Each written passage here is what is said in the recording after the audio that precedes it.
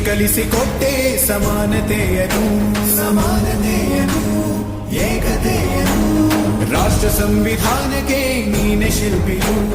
ನೀನೆ ಕಲಿಸಿಕೊಟ್ಟೆ ಸಮಾನತೆಯನು ನಿನ್ನ ಲೇಖನಿಯ ಬರಹ ದೇಶ ಕರ್ಚನೆ ಒಂದು ಮಾತು ಕೂಡ ಭೀಮ ಗರ್ಜನೆ ನಾಯಕ ನೀನು ಭೀಮರ ಮಹಾನಾಯಕ ನೀನು ಭೀಮರ ನಾಯಕ